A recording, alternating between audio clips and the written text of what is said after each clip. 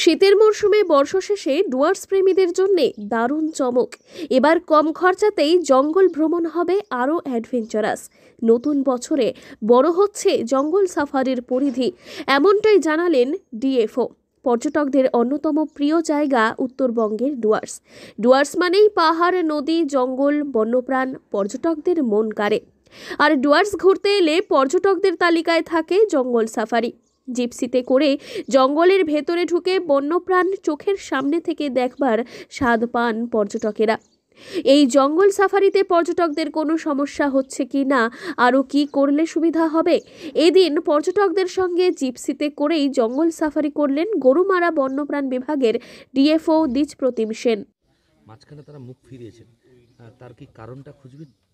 আমার মনে হচ্ছে যে আউটরিচ আমরা যদি একটু বাড়াই তাহলে ফরেনার ট্যুরিস্টস, তারপরে অন্যান্য জায়গার অন্যান্য স্টেটেরও ট্যুরিস্টসরা আরও আসবেন। এখন তো সোশ্যাল মিডিয়ার যুগ, ফেসবুক, ইনস্টাগ্রাম, এগুলোর মধ্যে আমরা আমাদের আউটরিচটা বাড়াবো, এরকম পরিকল্পনা করেছি আমরা। নতুন বছরে পর্যটকদের জন্য নতুন কিছু কি উপহার দিতে চলেছেন, এরকম পরিকল্পনা? আমাদের এখানের মধ্যে তো আপনার কটেজগুলোর অনেকগুলোই কটেজ খোলা হয়েছে, আর যেটা জিপসি সাফারিতে আমরা প্ল্যান করেছি, আমরা ডিসকাশনে আছি, এই যাত্রাপ্রাসাদের যে রুটটা আছে এই রুটটাকে আমরা বাড়িয়ে। সেই সঙ্গেই তিনি জানালেন আরও বাড়তি পরিষেবার কথা। এদিন লাটাগুড়ি থেকে অন্যান্য বনকর্মীদের সঙ্গে নিয়ে পর্যটকদের গাড়ির সঙ্গে জিপসিতে করে গরুমারা জঙ্গলের ভেতর যাত্রাপ্রসাদ ওয়াচ টাওয়ারের জঙ্গল সাফারি করেন বনাধিকারিক। সেখানে পর্যটকদের সঙ্গে কথাও বলেন তিনি। গরুমারা জঙ্গলের বিষয়ে যেমন কথা হয়, তেমনি টিকিট কেটে পর্যটকেরা জঙ্গল সাফারি যে করেন সেই টাকা কিভাবে খরচ হয় তাও পর্যটকদের জানান। তিনি আরও বলেন, 4 কিলোমিটার বাড়ানোর প্রস্তাব ইতিমধ্যেই দেওয়া হয়েছে ঊর্ধ্বতন কর্তৃপক্ষকে। সবকিছু ঠিকঠাক থাকলে নতুন বছরের শুরু থেকেই পর্যটকেরা আরও বাড়তি 4 কিলোমিটার রাস্তা জঙ্গল সাফারি করতে পারবেন।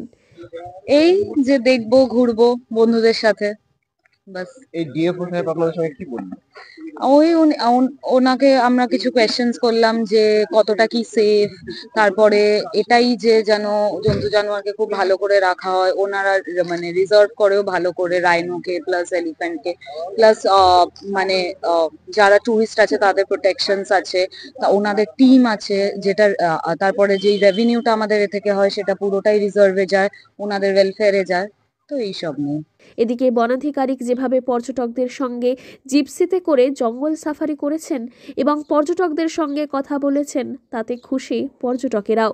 বন্যপ্রাণীদের রক্ষণাবেক্ষণ যাতে ঠিকঠাকভাবে করা হয় সেই কথাও বনাধিকারিককে জানান পর্যটকেরা।